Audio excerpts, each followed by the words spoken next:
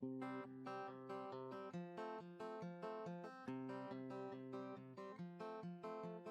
people and lots of yellies, Worcester hipsters and fed up townies. We have more than pizza in common, with two rocks for bookends. New Haven, New Haven, New Haven, between two rocks. Welcome back to the Between Two Rocks podcast. I am your host, Josh Levinson. This is episode 18. Thank you so much for tuning in. And thank you so much, Colin Ryan, for coming back as almost always. Yeah, good to be here again, Josh. Just as promised. Nice. Delivered it. Yeah, you are what you said you would be. That's great. Mm-hmm. So thank you so much for tuning in. We're going to do something a little different and just do our little plugs and announcements real quick, just because I'm not sure how many of you make it to minute 55 of the podcast. So just do a little Trinity Bar update. Things are looking pretty good over there. I think they're shooting for June 14th as a open date. I've been helping them out, little IT stuff. They asked me to come take a look at their phones, which I went in there and absolutely failed to do. So that's pretty good. Nice. But I mean, do you need phones around a bar? I'm not sure. Probably not. Probably not. So that's good. And then I am hosting a comedy show on Friday, June 21st at 9 p.m. at the Art Plus Studios. If you want to come to that. It was pretty successful last time. It's $10. It includes wine and some snacks. Mm-hmm. I brought my baby to the last one. Yeah, you can bring a baby, preferably yours. But I mean, if you find a baby and it's well-tempered. I'm going to bring bunches of babies next time. Bunches of babies. I got to write a lot of baby-related material, I guess, so that's good. Yeah. But we had a good time, and I got a bunch of new comics coming, so it should be fun. We're kind of trying to do that once a month.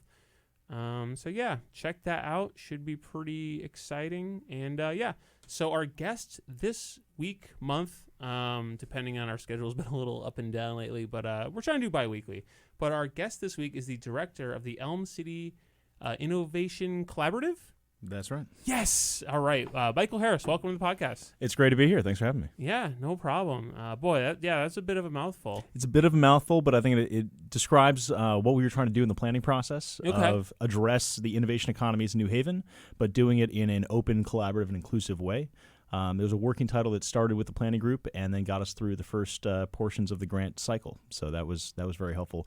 We're looking at this summer potentially finding a way to come out more publicly with our initiatives and potentially use some different branding to support New Haven's innovation scene. Gotcha. So pitch us. What's the new branding? What are we going to see in a month? Well, that's what we're working on. I think we're interested in finding a way to highlight the history that New Haven has in innovation. I mean, the city was basically built on inventions that were made here and then produced and shipped around the world, right? Yep. So Cotton gin. The cotton gin, the gun that won the West, the Winchester rifle. But I was over in New Haven Museum this last week, and they've got stuff that I didn't even realize. The gun that oppressed the West. Well, it was the gun that oppressed the West, and I mean, basically that factory shipped guns around the world. Like there were a series of wars that were won based off of the quality of that. Some of the better things to focus on, though, are things like the Morse code telegram was invented in New Haven. The Webster Dictionary was started in New Haven.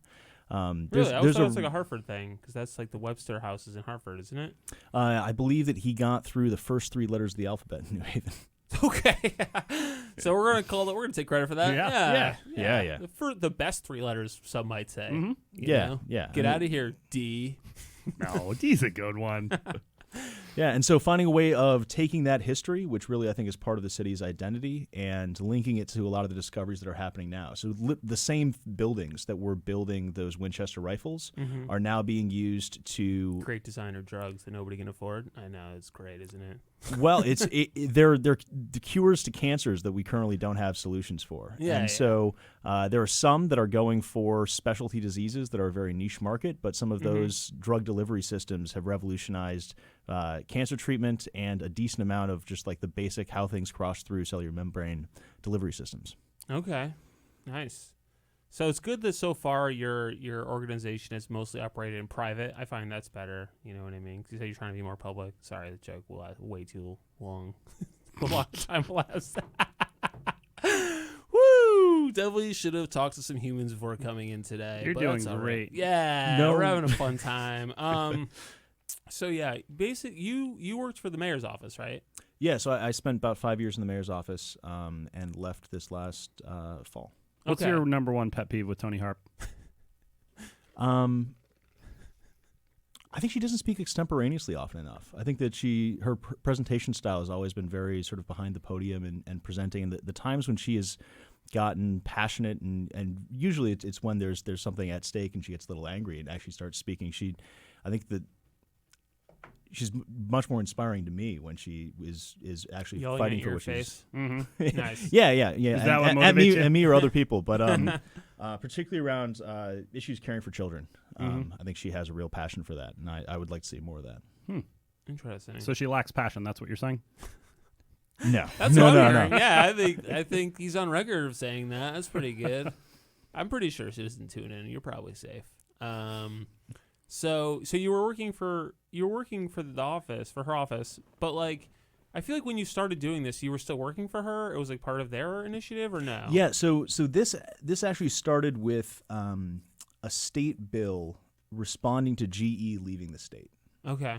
So when GE left, like the Republicans at the time took the opportunity to say that taxes drove out the company. Even though all the evidence pointed to that not being the case. Well, they went to middle of Boston, which is a Yeah. high tax city and a high tax state with more expensive costs. we were actually having a conversation in New Haven, IO about this, and actually the taxes in Boston proper not that high, but the property values are so high that it doesn't matter. Yeah. Like your actual like cost of living is already so high that the taxes, like the grand list is so huge it doesn't necessarily matter. So like because the property value is so high, your mill rate can be actually pretty low, but you're still like it doesn't, you know what I mean? Yeah, no, the basic cost of doing business there is so much higher. And I mean the two big departures of mainly the C-suite to Boston, which have been GE and Alexion, both have been generally considered sort of a stutter step and yeah, faltered. GE's move is considered kind of a disaster. Like the whole thing went pretty badly, and like they even were like, "Oh, we're not going to do the second building now." And well, each of those was catalyzed by like an economic development subsidy package, which essentially is a race to the bottom as far as like economic development strategy. Sure. And so this initiative sort of went the other direction of saying. There are companies that are moving out of these suburban campuses. That was like the way that innovation used to get done. You'd build a campus and people would move to live nearby it. Now talent wants to live in cities. right. Companies are chasing that. And so how do we invest in Connecticut in the types of places that, are vibrant and dense and have that urban setting that is going to be the engine of the future? Yeah.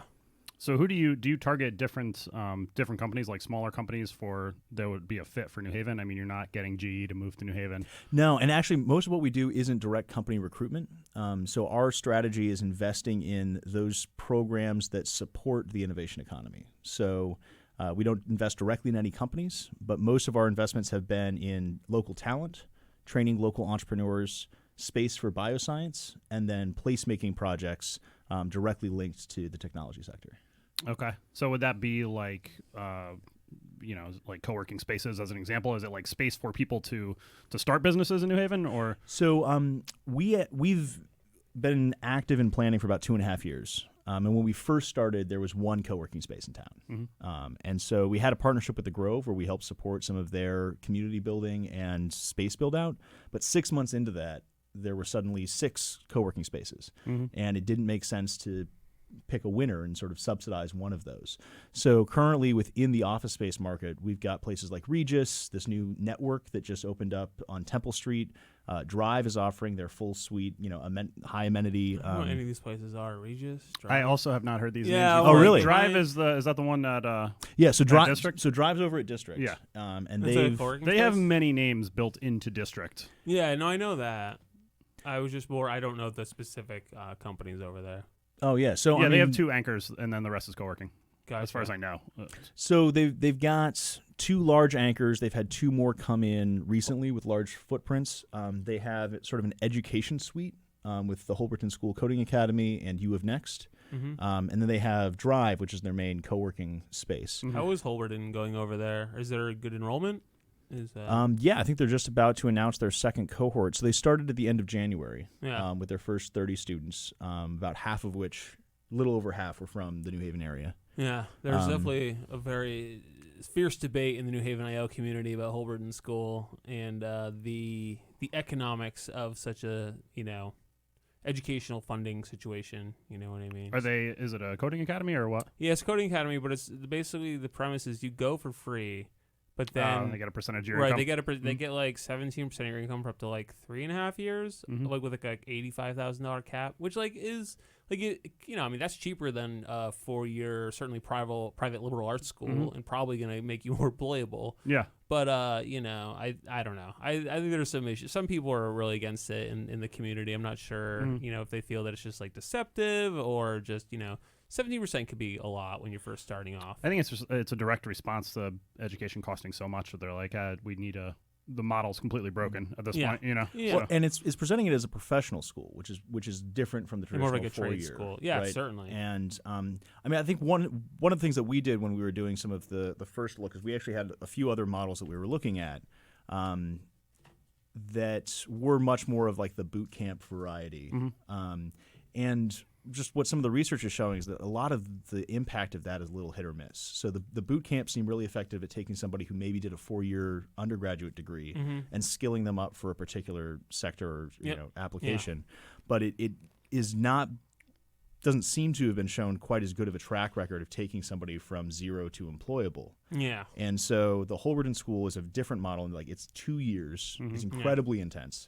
And then at the end of those 2 years, they have a pretty good record of being employable. So some of the things that made us... I mean, their model you have to be employable for them to make money, yeah. right? I mean, you don't owe them anything otherwise. No, and like, so that's the real scam. Go there for 2 years and then just like become a janitor. Be like, all right, peace. Yeah, gotcha. Yeah, actually... I'm not going to code at all. The income share works a little bit differently, which is that it only kicks in after $40,000 a year. Yeah. So if you... Can you hire me for 38? That's right. Well, I mean, that's meaningful in a city in which the median household income is $26,000 a year. No, for sure. And so for what we're looking at as a state, they're projecting a massive increase in the need for these jobs in the next 10 years, like a 30% increase. It's crazy because when I went to college for computer science, everybody's like, oh, your job is going to be outsourced to India or whatever. And I'm like, aren't you a psychology major? Like, what are you? Yeah. It's like, guess what? There's already psychologists. You're in trouble. Yeah, I had computer science teachers tell me that. They're like, most of these jobs will be done in India pretty soon. Wow. Nice. Well, I mean, and I'm not a computer science person, but from what I've learned and in the last few years of conversation, if you approach it just as coding, right? Like, can you do the mechanics of the work? Yeah. That's something that can be really easily outsourced. It's a lot of the design thinking that comes into it. I worked for a corporation that did outsource some pretty big projects to India, and there are some pretty severe problems that you end up with. Like, one of the issues is communication. Like, for sure. Like if you're dealing with people, and like design is a very nuanced thing, and if you're dealing with people whose English skills are not going to be as strong, some of those nuances can really be lost.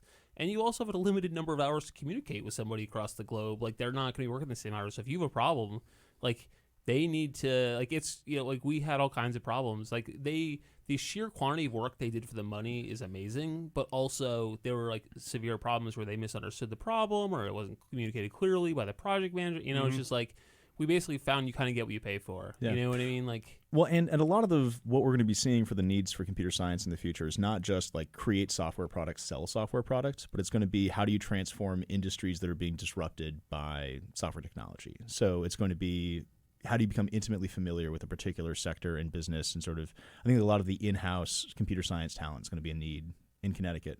Yeah. I've not found it to be, there's plenty of jobs out there. Like, I have people emailing me like, oh, do you know any Ruby developers? Like, I don't. I wish if I did, they all have jobs. So, yeah. Well, and so learn computer science. Go to Holberton School, do it. That's the best solution that we found for taking somebody who wouldn't otherwise have the opportunity and getting them to a professionally employable level. We've looked at our two major industries, which the larger one actually really is bioscience. Yeah. And so New Haven has probably the hottest up-and-coming bioscience scene, definitely in the Northeast, maybe in the country. Really? The amount of discoveries that are coming out of Yale, we have the second densest concentration of research and development dollars in the country, and it's mainly going into Yale Bioscience. And those companies that are coming out have gained so much investment that it's actually made, in the last 5 years, New Haven has been the third fastest-growing venture capital city in the country. Okay. Which I think flies below the radar very often because a lot of these companies are then going into these big buildings like over at Science Park or 300 George that aren't as visible. Yeah. But, I mean, there were two companies that had IPOs on Wall Street this year from New Haven that were, over $100 million. Yeah. So I'm surprised that, like, why is Yale, because I assume it's mostly Yale driven, right? Yale research.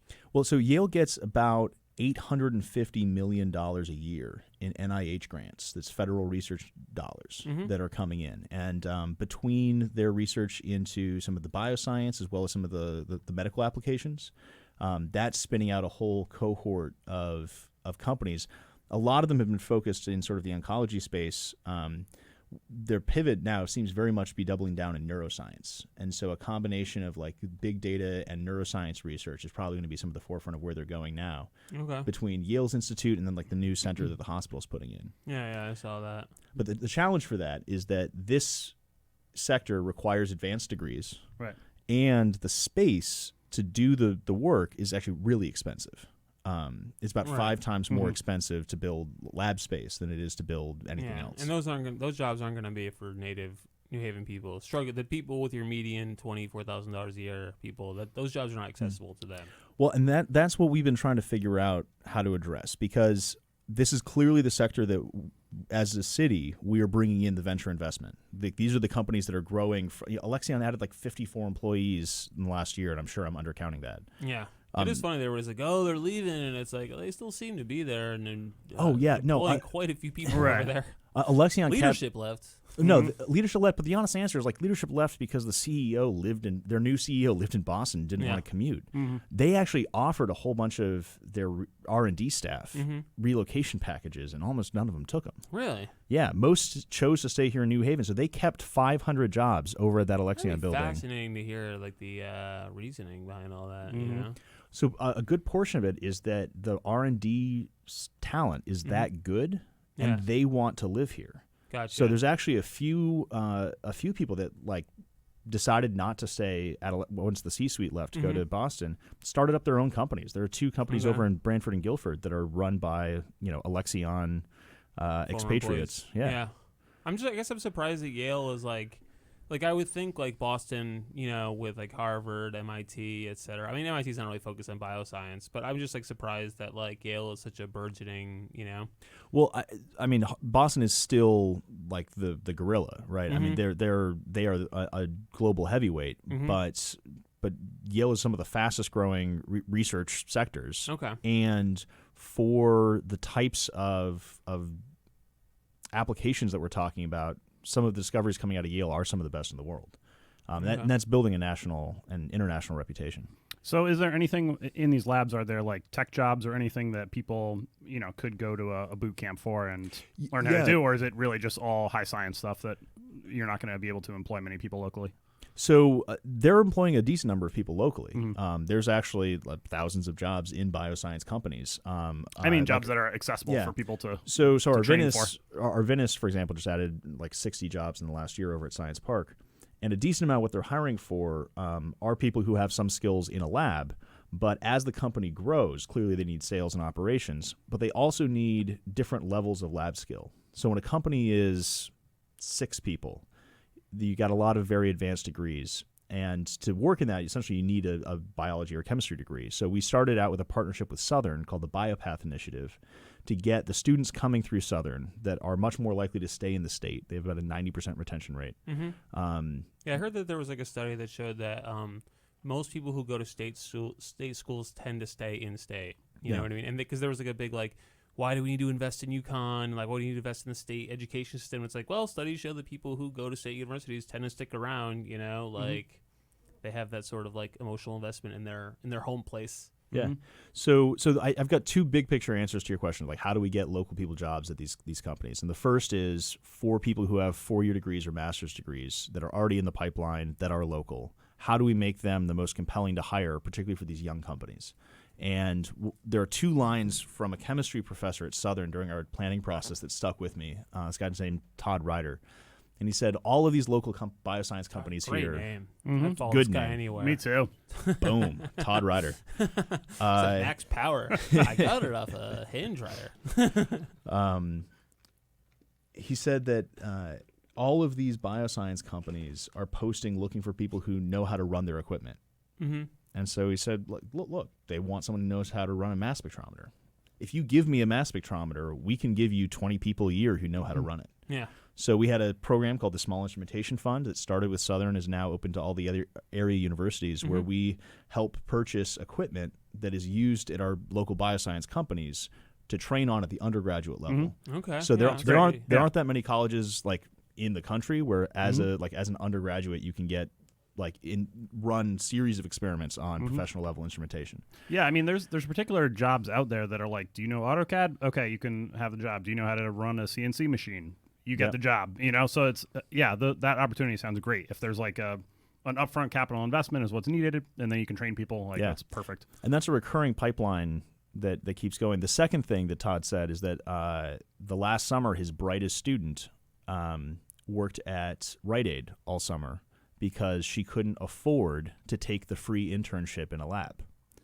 So we created a series of targeted summer research experience stipends so that people who, for their economic circumstances, couldn't take research opportunities were able to get experience, so they have something to show when they're going in to pitch an employer of, like, why don't you want to hire the person coming in from out of state? Yeah. Hey, I've worked in a local lab. I know how to run your instruments. And that's at the BA level. What we've also found, though, is that there's a decent amount of the jobs, something like a quarter to a third of the jobs, that only require, at the larger bioscience companies, sort of an associate's level degree in some of the the science application and like lab work type stuff. So we're in the midst of planning with BioCT, which is the statewide bioscience organization, how we can make those jobs more accessible. Because it's not just a question of how do we get people locally good jobs, which is important, but it is also a retention strategy for the company. So if we've got a company that is like a Yale researcher and like 3 people helping him, and they want to grow to 8 or 10, if we can get 3 local people that like know New Haven and have roots here, if we can get 3 of those people in the company, that company is so much more likely to stay. Because I think that like the human stickiness factor is one of the things that like New Haven has as its strong selling point. Like absolutely, people want to be here. I feel myself as an anchor dragging people down from leaving. You should advertise our human stickiness. That's what I'd put on the posters. Josh's human stickiness is like an anchor; it'll drag you down. Boy, when you put all those words together, it sounds really disgusting. Honestly, how do you feel about the free tuition for staying in-state stuff like New York City, and as far as I know, the state does it for people going to state schools. If you stay for, I think it's like 5 years, they'll cover your tuition if you work in state. Is that something you would support when you run through your legislative career? Something that a state that has more money would really work on doing. Well, it's like that's just what the research shows. If you can get people, we're paying for people to train here. If you can get people to stay, it pumps it back into the economy. No, absolutely. And instead of losing them, someone goes to UConn and then we lose them to Boston, the state gets nothing. Yeah. So if you can, that makes up for their tuition. Yeah, you get their tuition, but it's the return on that is not very high. If you can get someone to stay here for 30 years. So I mean, there's a variety of different things that we can think of as like what's the incentives to stay, and what the state has been looking at for a while are property tax incentives, which was one lever that essentially it's paid for by the towns, so the state wouldn't see it as an impact on their budget. Right. But I don't think that that's what people are really thinking about when they're 23 and thinking about where they're going to move. There's like property tax discounts or something. Right. Alleviated. I think some of the most impactful things that we could think about for how do we make innovation easier and keep people are how do we address student debt? And I think that some sort of forgiveness program for state universities, forgiveness program for other universities could be important. I think that healthcare is one of the things that we don't talk about enough as relevant within the innovation space. So Obamacare extending your ability to be on your parents' insurance to 26, I think was transformative in giving people a few years to go out and like try and fail interesting things after college. But I think that also that comes with a notion that innovation and entrepreneurship is driven by people who's like 23 or like out of their college dorm room, and like I don't think that's true. Yeah. I think like a decent amount of like good companies are started by people who are older, and actually entrepreneurs in their 50s have twice the success rate of entrepreneurs below the age of 35. So we're talking like 1 to 2%. That's right. Yeah. Nice. But that kind of experience is important, and so I think that particularly for a lot of the companies in the tech that we're talking about here, I think that there's a huge potential for grad students to spin off some of what they're working on into companies, but the challenges that they face then are much more relevant to healthcare, where if you have a steady job and you have a kid and you're married in your late 30s, that those are multiple more barriers related to your healthcare dependency. I'm in my late 30s, but I really dropped the ball on the other couple. But a burgeoning comedy career is like a child, yeah, in the sense that it's all-consuming and just takes all your money and hope away. Do children take your hope away? I guess not. I don't know. You have a new kid. Do you feel more hopeful? Same hopeful? I feel good. Yeah, I feel hopeful. Yeah. I mean, your kid, yeah. Just give it a few years though. Like 4 years in, that's when your kid's gonna be like, actually, I'm not gonna share my toys with like the neighbor. You know what I mean? I'm waiting to hear what employment opportunities there are for newborns out of this conversation. So, and one of the things I noticed because you have like sort of like your initiative for the year, like the like 6 pillars or whatever you're kind of working on, and one of them was about like trying to find programs to like get people in middle and high school into these fields. And so like you want to find programs to kind of get, because a lot of the problem is like by the time like college, by the time you like have a program for like Southern, a lot of people maybe from New Haven haven't even gone that far, right? Like primary education for them has already been tricky enough. Yeah. Like the Southern is not really an option, you know what I mean? And so like if you don't get that passion in kids younger, you know what I mean, then they're going to take a different path, whatever that might be, you know what I mean? Yeah, and I mean like broadly as a statement, I think we need to present more opportunities and options for what like a future is in our education system to find what someone's passion is. And I think that things like more carpentry classes and other things are one of those ways you can find. I mean, education should be about unlocking a student's passion and then supporting it. I honestly like I grew up in Coventry, and our like it's not like a poor town, but our education budget was terrible, and we had like no computers, and all I wanted in high school was to learn how to program, and there just was nothing for me. Yeah, and so it was just like I got to college and people had already taken programming courses. I was like, I'm starting behind. Like I didn't realize that like, and it's not. I mean, this was like early on, so like I think most schools now have something. But it's just like that tiny gap is huge. You know what I mean? But that's a gap that you saw when you wanted to study programming. I think the larger gap is what kind of exposure is there to this as a field that you could be interested in? Yeah. Because I mean, so we sat down and did some planning exercise and conversations with like our workforce development partners, so like Workforce Alliance, New Haven Works, about how we can take some of those people who are looking for jobs and maybe train them to do something with computer skills. And one of the barriers that they found is that a lot of people didn't understand what a career in computer science would look like. Yeah. You know what you got to do? This is what got me in, is you got to be like, what you can do is you can make video games. And then they'll be like, oh, go on, right? And so, because that's what got me into it originally. I was like, oh, like instead of paying attention in calculus class, I literally programmed video games on my TI-82 calculator. Like I literally would just sit at my calculator, not paying any attention, failing calculus, but I did learn to program sort of. Yeah. I made it say hello. I made it say boobs. It was great. This is more advanced calculator than that. You could actually literally write boobs with letters on the... Oh, I know. I played with those. But it was like, I think, because all kids love video games. That's just like... look at Fortnite, you know what I mean? Like, it is very popular. So I think if you go to, like, a space like that, like, even lately I've been kind of looking at, like, there's a lot of free programs like Unity and stuff that are, like, video game engines available for people. So I think if you went with that there's a lot of different modules. So we've been testing out a couple different approaches. So basically our philosophy around what we fund, and we have 14 programs across New Haven that we fund, is that we're either trying to build an enduring asset for the innovation economy. So, for example, like supporting the Holberton School, like that's gonna keep running, and continue to produce things. The other is testing out a new model or a way of doing things. So, for example, we set up a business analyst certificate with Gateway to do a 6-month certificate of 3 different courses to try to get somebody to be able to do sort of data visualization and analysis and things like that. And so we have a series of those things that we're testing out to see how they go. And a few of our initiatives for youth are in that model. So in a partnership with Southern's computer science department, we funded a program called Mobile CSP, which is a standard curriculum for introducing youth to program Android apps. Okay. So they did a couple weekend boot camps last year and a couple this year. Like what age are you like? So middle school and high school. Okay.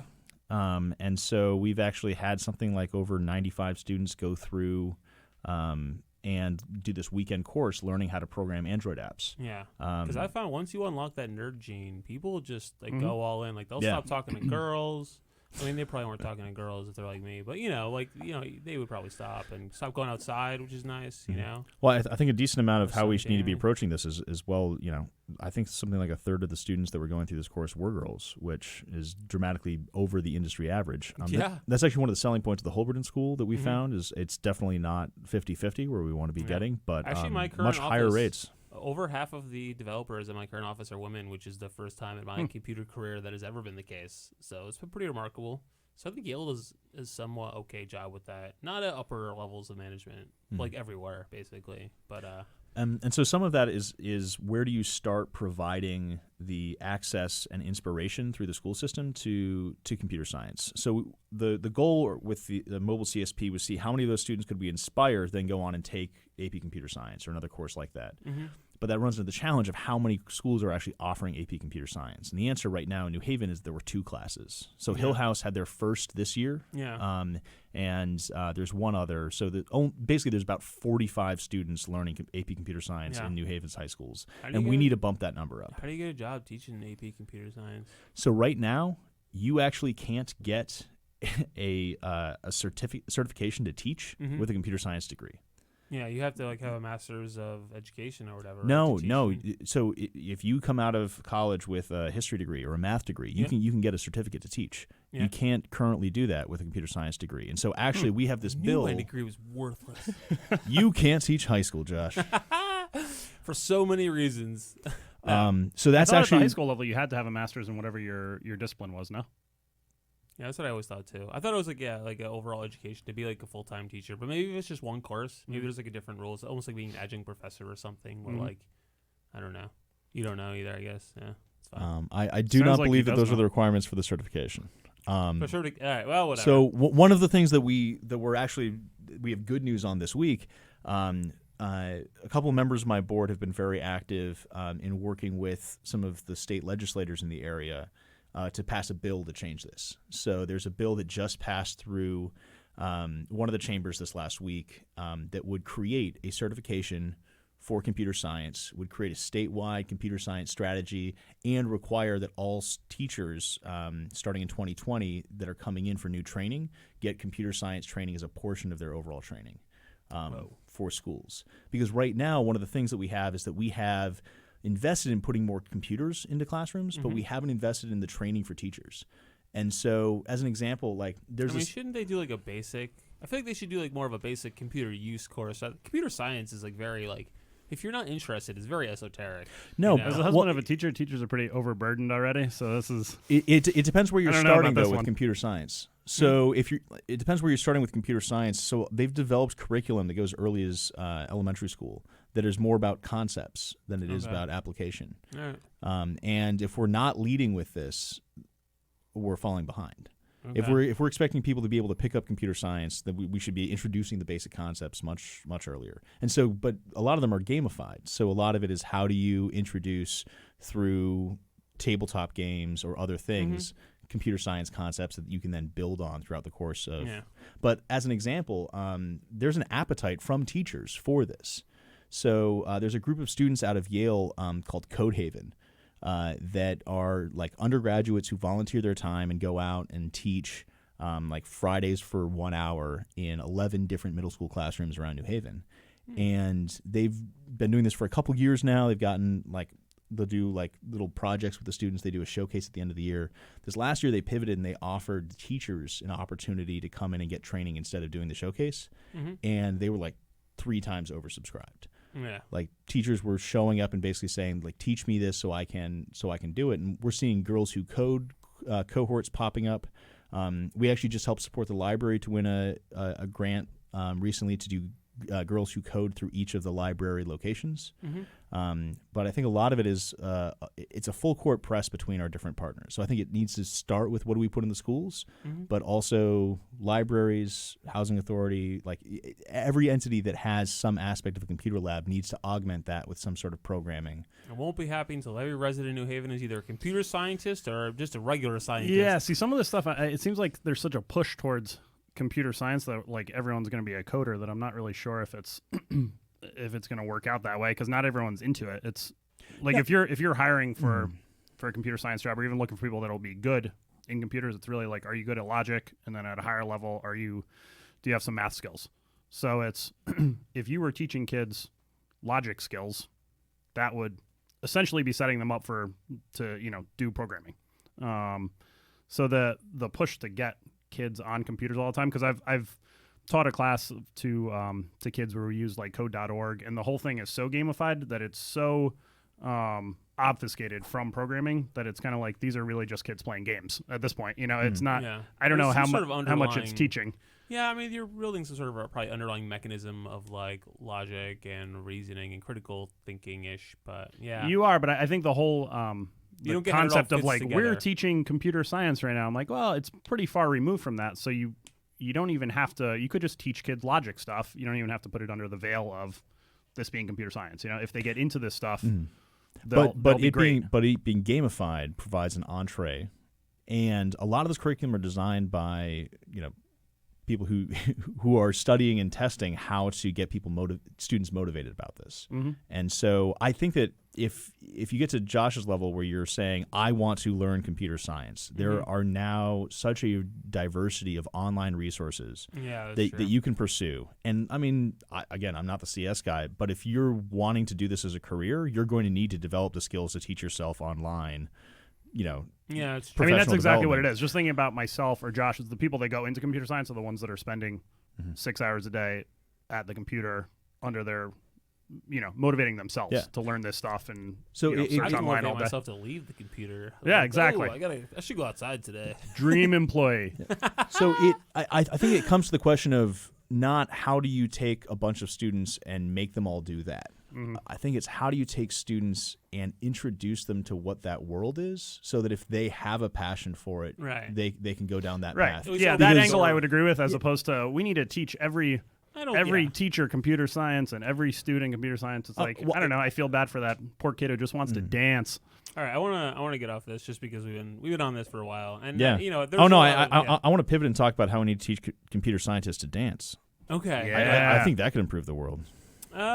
I mean, I actually think I'm probably one of the best programmers / dancers, but I'm not 100% sure. That's debatable. Certainly. that seems like cherry picking a category. Absolutely. Like I was telling somebody, I'm like, listen, I'm not the funniest comic, but I'm probably one of the best programmers who's a comic.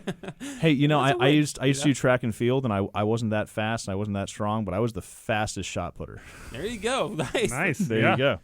So I want to get some other things. So what are the biggest obstacles in your way right now? Because I know certainly Connecticut is in a pretty fiscally challenged moment / maybe decade. And so what are the biggest challenges that you're finding? As you undertake this. How much money are you working with, by the way? Before you answer that, do you have a fixed fixed pot of money that you have to work with right now? Yeah. So we have an annual funding stream that comes from the state. So far we received $2 million a year. And we're just about to end our second year. So actually, this next week I'm going in and... so hold on. Somebody gives you $2 million a year? Oh, yes. My God. I didn't think I know what's wrong with this state. So we have a requirement to match at least dollar for dollar for each of the programs that we fund and support.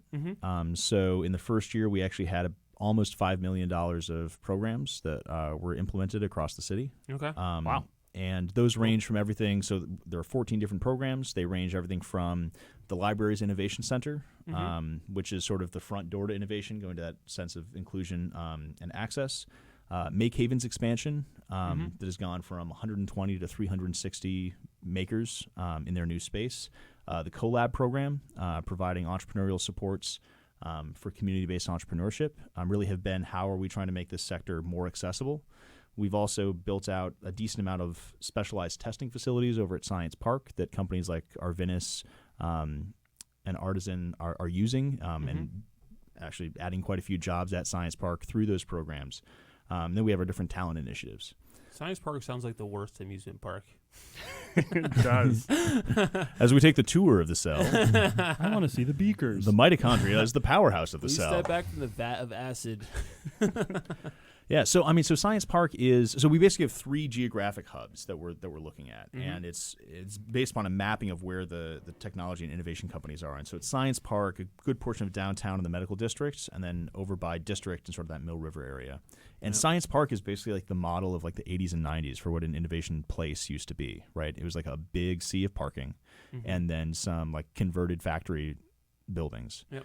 And everybody would drive in. They put up gates on the edge of the campus. Yeah. And they would drive in, whatever, eat at the cafeteria or bring their lunch and then drive home. And what we're seeing now is this pivot towards walkable, dense, interesting space that mixes uses. So luckily, our good friends over at Fussy Coffee, who I'm not even sure they had fun on the podcast. They were here. They were here. Yeah. I don't know how they felt about how that all went, but they've been packed. they're doing They do great. They're doing Their well. business has dropped off since the podcast, I noticed. no, is it really? Did No, we give the kids Of course not. That would be hilarious. So like a good portion of what we're trying to do we're spending about a quarter of our time and money and energy in thinking By about we, do you mean place. you? Are there other people who actually work there? No, so, Mike makes $5 million a year from this. we You is should get some new clothes if you're making that kind of money. thanks, John. I'm putting your tax dollars to work. So I've a board about 22 that together work on a variety of these different priorities. Whether And you're it's not counting like people like in collab or whatever, right? Because they're like sort of separate, or no? so my board we have a separate budget committee that handles sort of Okay. the budget decisions. The Yeah. the board includes some project leads. Okay. Caroline Smith is on the board, right? Caroline Smith is helping to lead the Could Be Fund, which is okay. one of our projects. I was just assuming that she's on the board. Yeah, she's on the board of everything. Yeah. I would entrust her to run most things. Yeah, me too. Yeah. Possible. So her partner in collab, Margaret Lee, is actually my board chair at the moment. Okay, there we go. There's Yeah. the connection. Phew. So I was gonna say, boy, somebody over there. As better long be- as one of Oh, the yeah. two out of that No, power they're- duo is on the board. they are plugged in and helping to lead and make this happen. Our board chairs, co-chairs, we have Dr. Winnie Yu, who's the Computer science the person, STEM sector CSU. director over at Southern Connecticut, Yep. and then Barry Schweitzer, who actually just left. He was an investment partner at Elm Street Ventures, which is a bioscience and VC, and actually just became Dartmouth's tech transfer chief. So Fancy. we'll be. Our friend Dan went to Dartmouth. Oh yeah. Well, we try not to judge him too harshly. No. He's mostly normal. Yeah. I mean, he's not, but I feel like whatever happened there was pre-Dartmouth, is my guess. That's my non-expert read on it. But what are your obstacles right now? Like, what is slowing you down? What could make your life easier? So I think some of our key obstacles really have to do with the scale of our challenge. So that's twofold. The first is the more direct scale, which is Also, sector if you could based. point that mic right at you, so it's more like they're very directional. So I think that the first large challenge is that we need to build more lab space. And Okay. It's a very simple challenge in that aspect. We just Yeah. need more lab space that is just time and money. that is at the scale of a small company. So Okay. a company that can take 400 to 1,500 square feet Mhm. and then maybe add that every 3 months, rather than take 30,000 or 100,000 square feet at a time. But this is actually sort of Connecticut's challenge. Yeah. Broadly, I'd say Connecticut's challenge is urbanization. That people want to live in cities and they're moving out of the suburbs Right. and And their rural options areas. are basically New Haven and Hartford. Or Or Stanford if you work in New York. New York or Boston, right? Like honestly, they're picking the cities we I've have, not heard of or they're those. picking Are other those- other places. But that's true for our bioscience space. So the young companies want to be as close to the hospital as they can be, Yeah. and so they're looking for space in New Haven Mhm. that is very proximate, and So they're you're looking for saying small I should buy a space property over on Sherman Ave and Good luck. and put labs into it. Yes, you should. Nice. So It- is it will do they fill. want to be co-located near the hospital just to do clinical trials? Are they using I know Pfizer has like the Meeting human testing doctors. space, and So it's not clinical trials, and it's very often You say well human before that testing space. yeah, Pfizer's got a human testing space on what is that, Frontage Road? Okay. Yeah, I mean, I've driven by that. I didn't know that they did experiments. That's on what's humans. happening there. So that's where supervillains come from. Yeah, that's exactly right. guys. So in the life cycle Three of a humans are being bioscience company, fused into one. Yeah, there's Oh, all yeah. kinds of Frankenstein stuff going on over there. The amount of inspiration and that came saves from on Human space. Centipede is so surprising. No, the life cycle bioscience company is very different from a startup, right? So like a startup would have some sense of like, we need to turn something around in a year and a half. Yeah, runway, right. angel investors. all So that. because bioscience companies need to go through all of these different FDA regulations, there's a variety of different benchmarks for them in which they receive funding, do more tests. So that's actually quite a while before they get to the clinical stage. Yeah, I feel And like by the time they get to the they've clinical scaled stage, up they've quite already a made a bit. bunch of like they need to be pretty far. Like Right. Yeah. Big money's been invested. Yeah. And they already have quite a decent footprint at that point. So our challenge is that lab space is just so expensive to build that we only have a couple players in the private real estate market that are building it. And it doesn't help us that other states nearby have spent insane amounts of public money to create incubators that are essentially the same facilities. So New Jersey has a facility, Boston has several. New York just announced last year that they're doing $500 million into bioscience. $100 million is one facility. And then Rhode Island just did about $23 million of public money into a facility 2 years ago. And so our challenge is that these models, as they've been put together in the real estate market, have required a large amount of public subsidy. So given the state's challenges, they're going to need to pick and choose what the best bets are for economic development. Oh, we're good at as that. this new administration. Yeah, that's what we're trying to figure out. So we actually had a plan for doing some lab space that has been put on hold as the debt diet gets figured out up in Hartford. right. But a good right. portion of it, what we need to figure out, big picture challenge, how do we get this space that it's expensive because they have to do special air handling systems, because they have to make all the surfaces able to be completely sterilized, right? They have to have clean rooms and different things like that. So is Yale's new neuroscience building that they're going to build over by St. Ray's, is that just for them, or is there any lab space built into that, or what? So there's going to be some lab space. That's actually the hospital's building, which, again, there's a bit of a distinction there. Yale will probably be doing a separate neuroscience institute as well. That partnership around their research priorities is going to spin out a lot of companies, but there's only so much research that can be done by somebody in the space that is used for academic research or medical research. And the question is, where do they spin that out to be a company in a space that pays taxes and a space where they can grow and hire it's very people. unlike a New Haven company to have to pay taxes, but yeah, I guess it's fine. Yeah, all I right, mean that's that's enough boring nerd stuff. Let's play some games. Just we're getting to that. All right, Play that some was games. Time. Yeah, that's enough of that. I had a couple of things, but they're boring, so it's fine. I don't really want to talk about them. So the first game we like to play is One Thing. Every time I say it, I'm like, God, that name is stupid, but what are you going to do? So basically, it's like one thing from another city that you would love to see in New Haven. Let's call it Steal Something. Steal something. Yeah, I guess it's all right. Yeah, sure. We'll talk Steal later. something. Yeah, we'll talk later. Oh yeah, Colin will intimidate me with his superior frame. My girlfriend's roommate said I had a good frame recently. It was one of the weirder compliments I've gotten in my life. Wow, this is weird. Yeah. Is that always saying like you have potential? Like hey Josh, you got a lot of work with. You got something you could build on if you ever tried. If you ever go out for football, I think you really got a good frame to build on. I don't know. I think it's great. You're thick in the hips. Yeah. So my girlfriend also said I have nice big knees. So I got a lot going on. Really? Yeah. Future arthritis. Maybe we should start a new segment like weirdest compliment you've gotten. Yeah. What is the weirdest compliment you think you've gotten? I don't know. I'd have to think about that for a while. Big knees. is Sorry, definitely you pretty guys big. get compliments? I mean, I think that sometimes somebody says something weird to you, and I take it as a compliment because that's a personal choice that I've made. Yeah.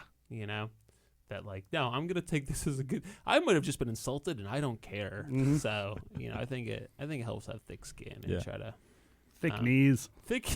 Exactly. They help with. I once had to. Oh my God! When I worked in IT, I worked for a private company, and when you work for private companies, sometimes you just have to do like bullshit for like the owners or whatever. And so he had this like mansion, and so he's like, "Oh, you gotta like hook up my like iTunes stuff." And I'm like, "All right, cool." So I drove this dude's mansion, and so basically I had to like go into his basement, hook it up, but he only had like a half basement. And so I just had to crawl, and he gave, and it was gravel, and he's like, "Here's your knee pads, go do it." Oh man! And I was just like, "This is why I went to engineering school." Like, He was flicking cigarettes at me while I did it. He was probably screaming at me. He was a pretty volatile personality. Okay, so one thing, steal something from another city. One thing I would steal. So I think that we have an enormous potential with our trails in New Haven, and particularly like the Mill River Trail, the portion that just got built along, like right by Grand Avenue, like looks beautiful, like it's gorgeous. Okay. And a lot of that's been like hacked together by volunteers and really like put together over time. So there's one thing I could steal. I would love to see like what that on steroids looks like. And so I would say a combination of New York's High Line, but also what they did at Roosevelt Island.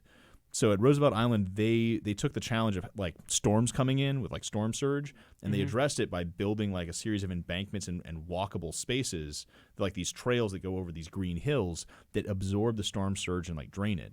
And I'm thinking of like, as we talk about climate change, the southern edge of Fairhaven, like down by Criscolo Park, like has a bunch of these industrial sites that are challenged for development because they're in these flood zones. Yeah. I would steal some combination of like that Roosevelt Island and the High Line to see if we could link. Go to like River Street, broken glass alley over there. Yeah. I mean, a lot of it just are these industrial sites, some of which are dirty. Yeah, some of them have to be like brownfield sites. Yeah, but like Criscolo Park is so gorgeous, and like the trail, like you can walk along the entire eastern side of Fairhaven. Yeah. And so finding a way to like both do the resiliency to like protect the homes in the neighborhood and like address the challenge of climate change and sea level rise, but also making that a space that you can come like, if you could walk from like basically the skating rink all the way down the west side of Fairhaven, across the south and up the east, like that would be just a wonderful trail connection.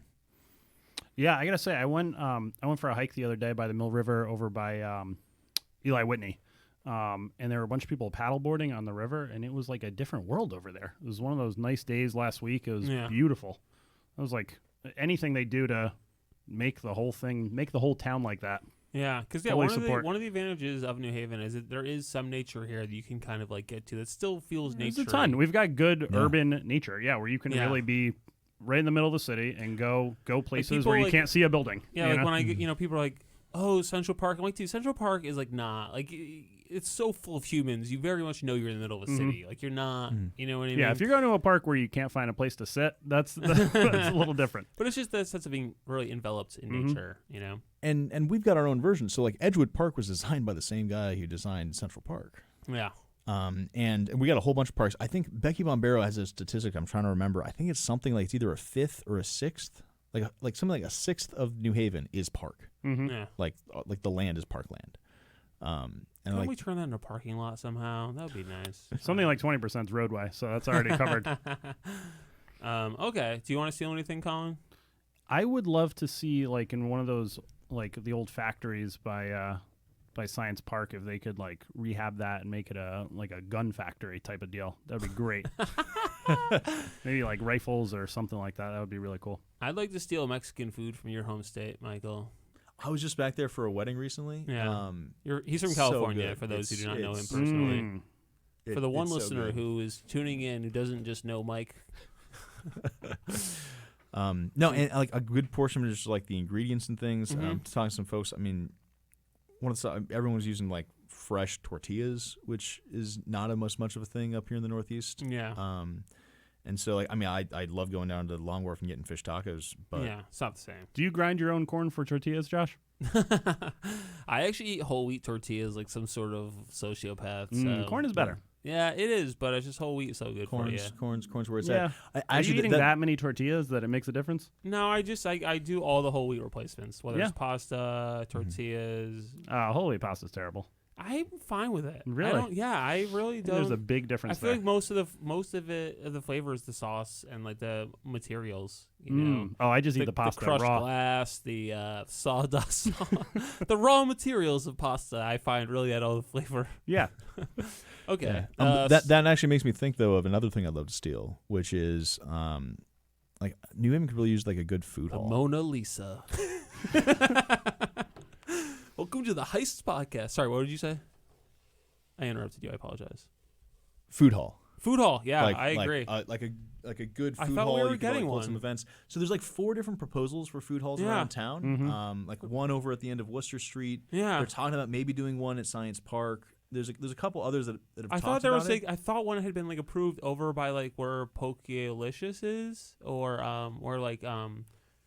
like the ramen place. But I thought like there was supposed to be something over there that was like a food hall, but I don't know. It's not what ended up happening, so I have no idea. Yeah, I mean, there's a few people that have talked about it and sort of in the works, but I mean, once you get a food hall, it gives a nice landing spot for like a food entrepreneur who's going from like the City Seed program to like have someone to test something out and like play around. And I think you get a lot of good food when people have space to Plus try it's and great. fail without like losing their shirt on a brick It's and great mortar. as a consumer sure. too, for like to come in and be like, oh, my friend doesn't like Indian, but I do, and he wants, like if you're in the mood for different things, it's nice to have the option. All right, let's move on to everybody's favorite segment, Fuck, Marry, Kill.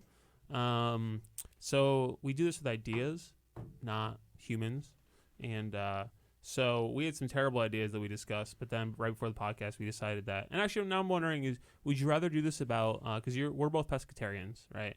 Yeah. And so would you rather do this about seafood or meat alternatives? What is it more fun? I mean, I think like meat alternatives would be more funny and accessible. Yeah. but, Okay, sure. More I options. mean, I So can fuck, also marry- talk about yeah. terrible fish. Yeah, no, for sure. So fuck, marry, kill for meat alternatives. I don't know. Does tempeh make anybody happy? Tempeh. Tempeh's a little odd. Yeah. I eat it from Edge of the Woods, like Yeah. when they have it. if somebody Tempeh's got a makes it, little it's bit not. of a weird aftertaste to it. Yeah. It's, If somebody it's a else weird makes it, food. I'm usually happier. Yeah. Oh, I don't mess with it in my own house. Yeah, no, it's- certainly not. no.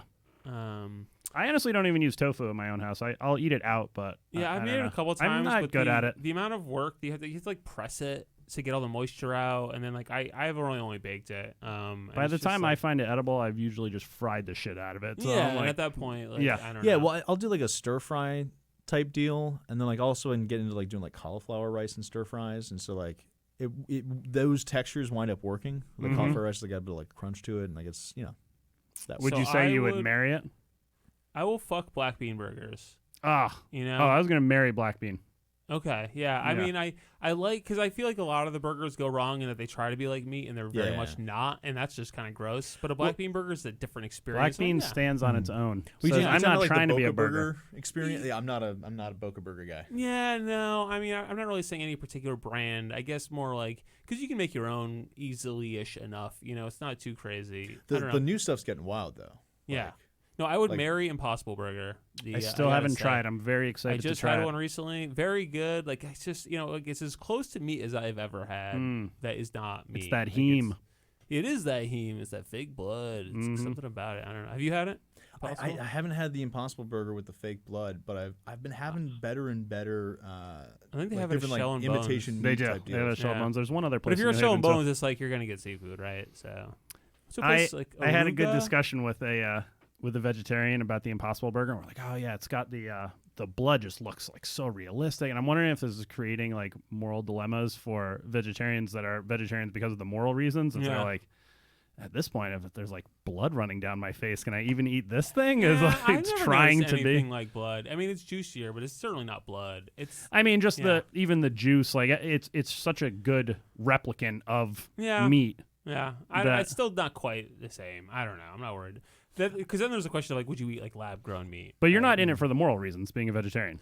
No, I'm strictly more the in health it- reasons. Health and environmental. Right. It's really more environmental. So health and than anything. environmental, you're like, oh yeah, the Yeah. Impossible Burger, great. Yeah, But if it was exactly. for the It's a moral win-win. reasons, it might be Yeah. a harder dilemma. So would you fuck or marry? I feel like nobody else has answered. You marry black bean burgers. I'll marry black bean burgers. Yeah, Yeah. I want to fuck with the Impossible Burger because I haven't even tried it You yet. haven't- So Yeah, it's quite good. Yeah. They have Yeah. a bunch of And I'd kill Plan tempeh. B. You kill Mhm. what? I'd kill tempeh. You kill tempeh. kill tempeh. I would Okay. kill like the Morningstar like fake breakfast links, like the breakfast yeah. sausage. Yeah. Those are never so made me bad. happy. Like just any breakfast, like Italian sausage, fine. Breakfast sausage is just like so dry and terrible. What? Oh, you gotta stay up on the mic there, buddy. I know you're relaxed. Too having a good time. relaxed. Too relaxed. But yeah, you gotta really eat that mic. But yeah, I would say like the breakfast like sausage patty is just so bad. I've never found a way to make them appealing, and that's just yeah. I would kill just the whole class of frozen veggie patties. I don't know. I never had one that I thought was was any good. No, I think the way to do it, the ones that are decent are like the bratwurst imitation or like the Italian sausage, like stuff that you can get, like much more like not hot dogs, not morning fake stuff. Who becomes a vegetarian is like, I miss hot dogs. Like, do you? No, so here's like I was raised vegetarian, so I didn't become one, and so in that way, like I've actually spent a decent amount of time working on ranches and working with animals, and taking a cow from like standing up to on someone's plate. Yeah. It's if you don't grow up with it, there's not that craving there when you see it. Like I know what it tastes like, but like it wasn't. Yeah, I don't really miss it that much. Sometimes I just eat meat just because it's convenient and it's like the only food around me, and I'm like, yeah, all right, whatever. I don't really care that much, but like I don't know. Most of the time. Do you do eggs? Yeah. Yeah. Yeah, I do eggs. I love eggs. I don't know. So you'll eat meat in embryonic form. I mean, they're unfertilized though, so it's not like I hate to kill them. So did you marry, fuck, kill anything? You killed. What was it? You killed Tempeh. I think I fuck with the Impossible Burger, and I'm sticking with marrying it's Italian sausage. Yeah, Italian sausage. That's a good choice. Literally, like I got some this weekend, so yeah. I eat it all the time. I put it in my standby omelets. I put it in my pasta. It's great. Yeah. Because like, I go back and forth with the chorizo. You know, there's a few different options there, but yeah. Sausage is just so much based on the spice that really whatever makes it up, whether it's like ground up pigs or ground up tofu, it doesn't make that big difference. So. I mean, it doesn't sound good when you call it ground up pigs. Oh, okay. Yeah.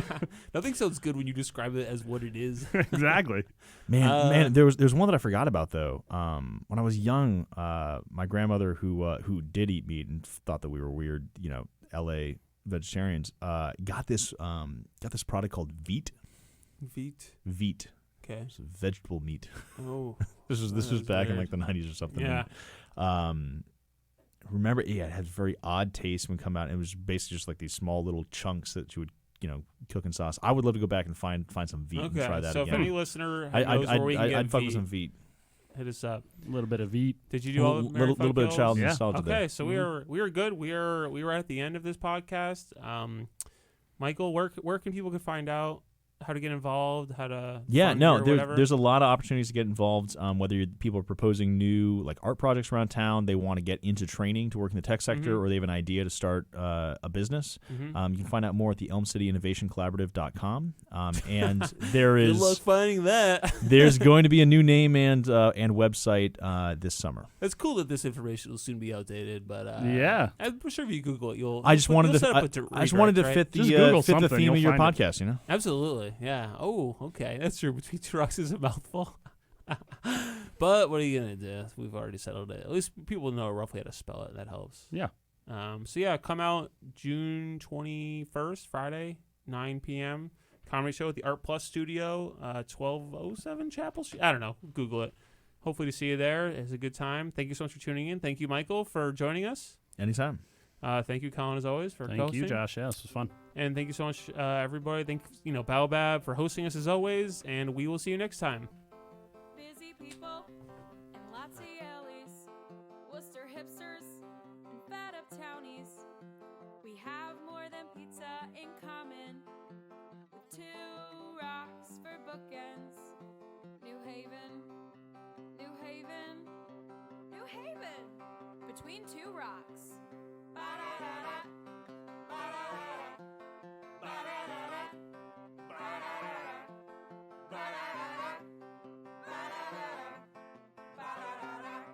Between 2 rocks.